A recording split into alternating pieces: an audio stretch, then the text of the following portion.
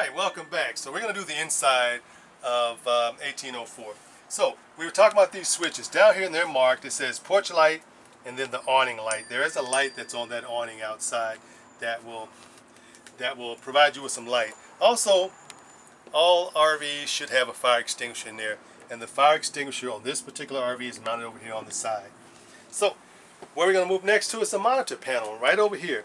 This is your monitor panel. These are what you call, this is the brains of the RV.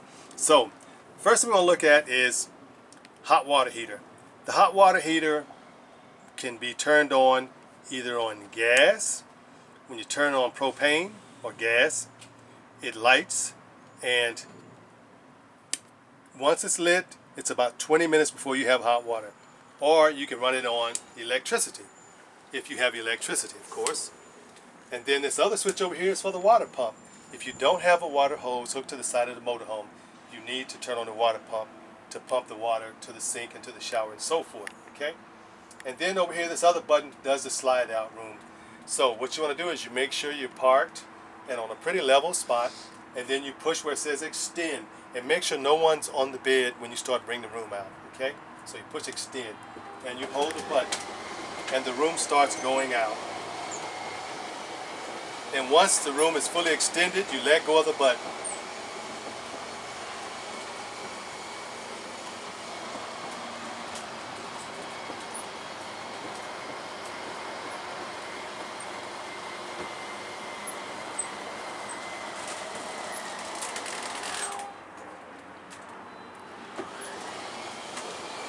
So once the room is fully extended, you would let go of the button, and so let me finish pushing this out all the way.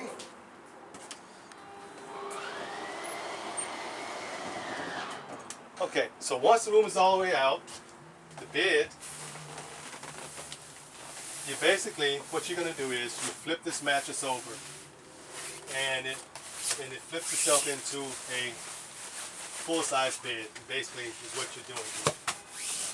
Put it in place, and then there you have your bed there. Alright, so back to the monitor panel again. So over here we also have your different systems in here. So the one that says LPG, that's liquid propane gas. You push it and you hold it, and it gives you a readout of how much you have. So right now it's showing 2/3. And if your battery, you push it and you hold it, and it shows it's a full charge on your batteries. And your fresh water is full. Your fresh water tank is full. And your black tank is empty. And your gray tank is empty. And as you start to fill these up, of course these lights start to light up. That's how that works, okay? Over here is for your generator. The generator can be started inside or outside. So what you do is before you try it, you push down into stop position. And basically what you're doing is you are priming the carburetor, because this is not a fuel injected generator, it's carbureted.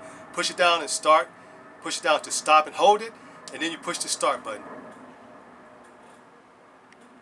And then the generator will start up from that point. Once the generator is running, you'll see it lit up, and then the hours will start counting in the hours meter. And that's how your generator would work. So once you have it going, there's usually about a 10 to 15 second delay before you have electricity.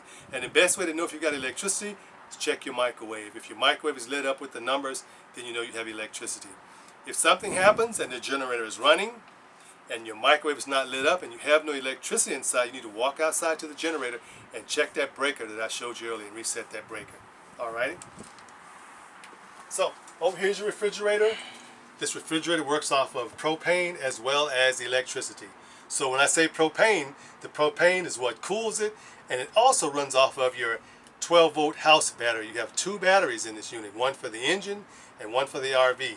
This refrigerator uses the one for the RV to help make the fans turn and blow the cool air around. So a little note to the wise: if you're not plugged up to electricity, and if you don't have the generator going, and you leave this refrigerator on for an extended period of time, 5, 6, 7 hours, you are going to run down your house battery, because that battery is making the fans inside this refrigerator blow the cold air around. So keep that in mind. So you have to do something to charge that battery back up again. So that means plug into an electrical outlet or start up the generator and get the charging going again to the battery. And the way this works is, you see it says in the off position, and you always put this on automatic. And what that means is that it's going to automatically know what systems it's going to work on. So right now we're plugged up to electricity. So it's going to run on electricity. If I go outside and unplug the power cord, it's going to automatically switch to propane. That's how these things work.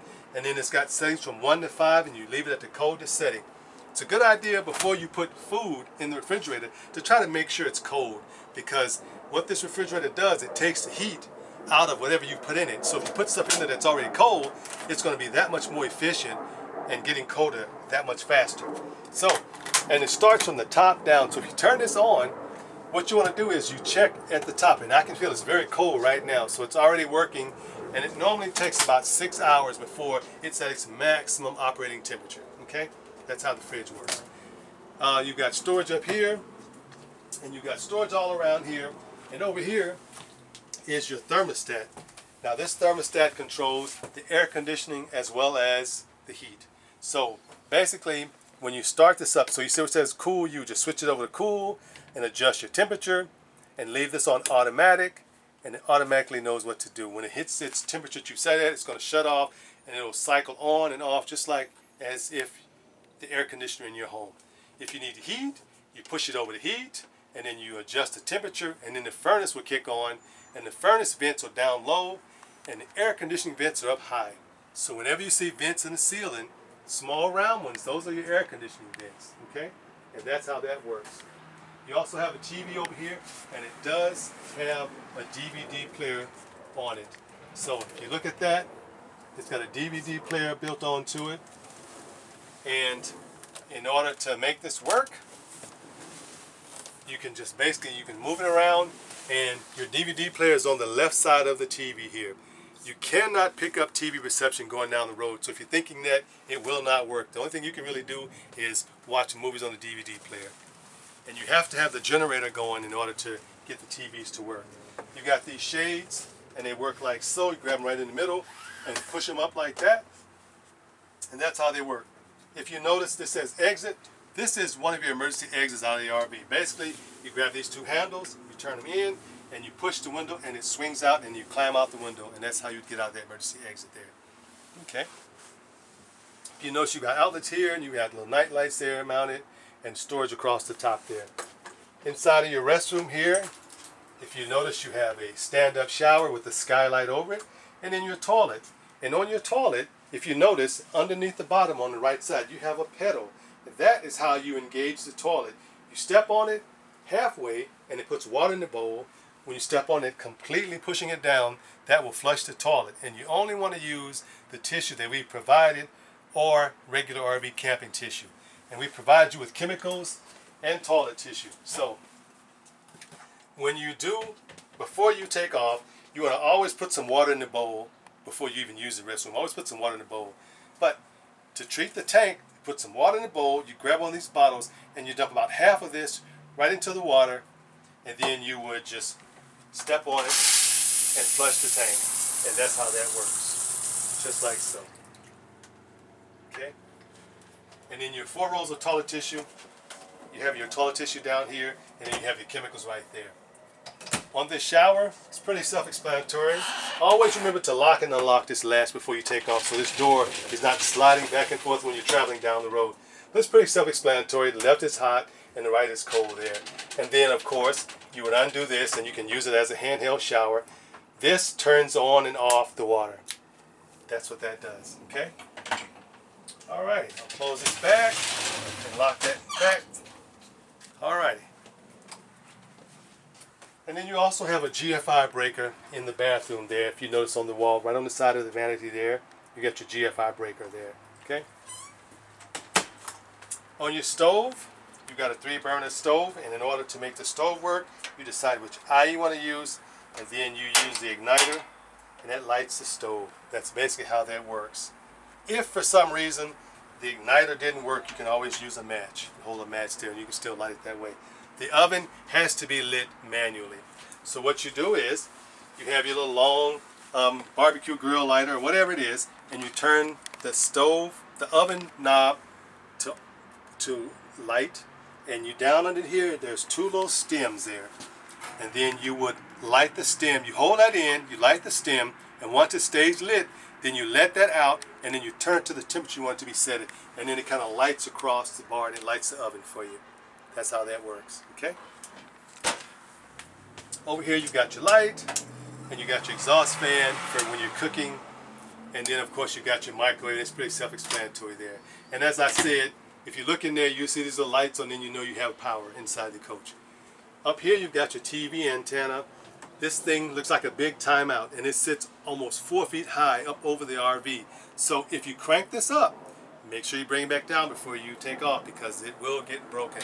So, and the way you crank this up, you grab the handle and you kind of do it just like this, and you crank it up, and once it stops, the TV antenna is fully extended, and you may or may not be able to get local TV reception. It depends on where you are. There's no guarantee you're even going to get reception, but at least it's on here and you can give it a shot. So once it's fully extended and you're watching the TV, and if the reception is kind of poor, what you can do is, you notice how we've got these 2 points right here.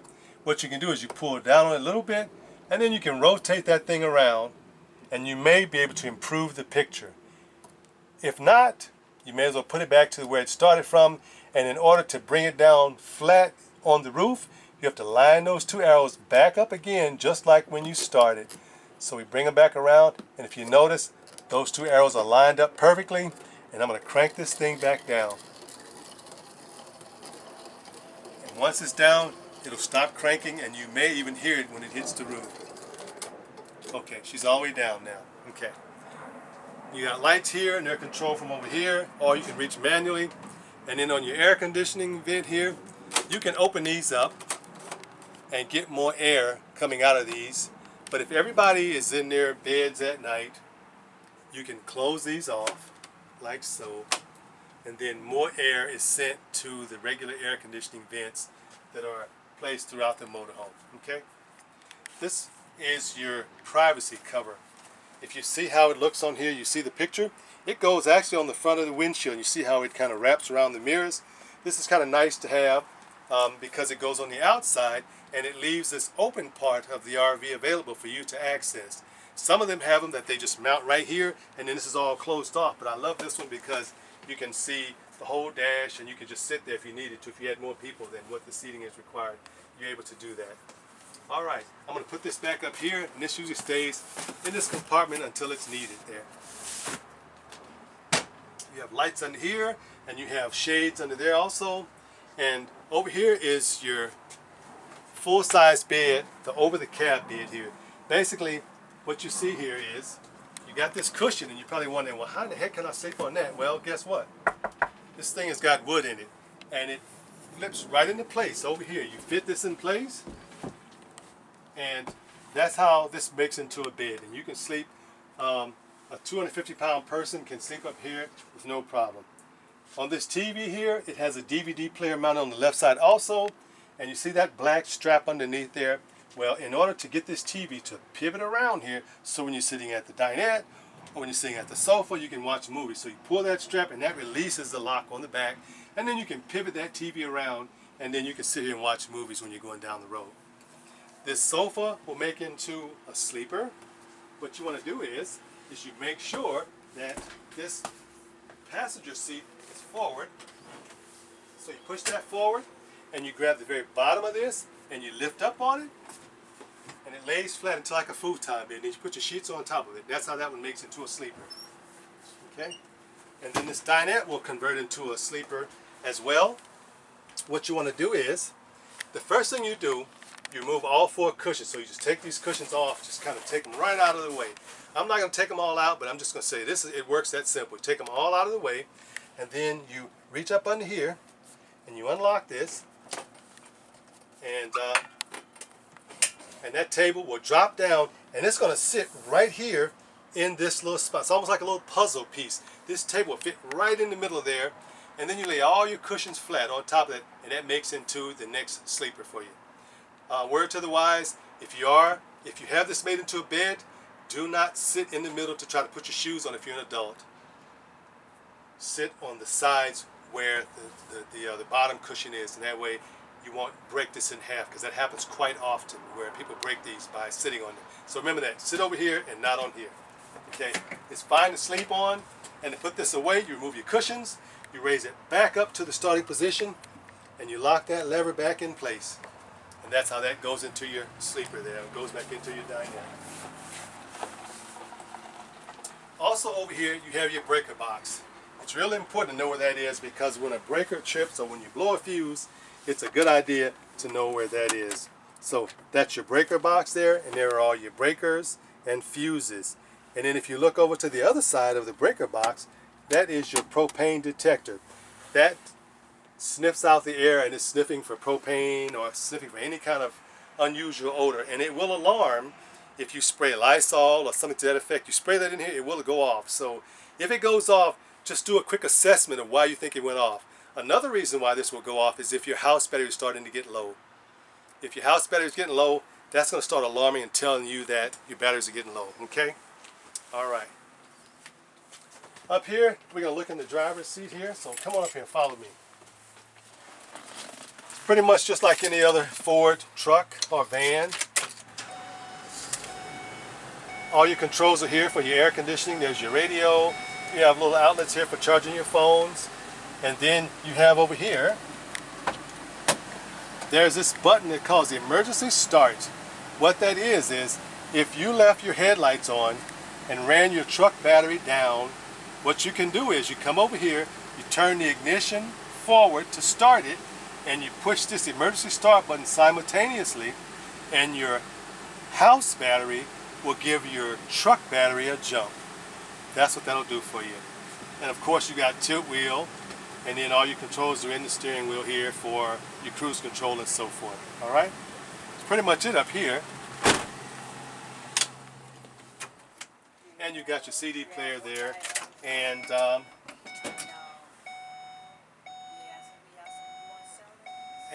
so you got your radio there, and then all your controls are in here for your radio and so forth. Stop it.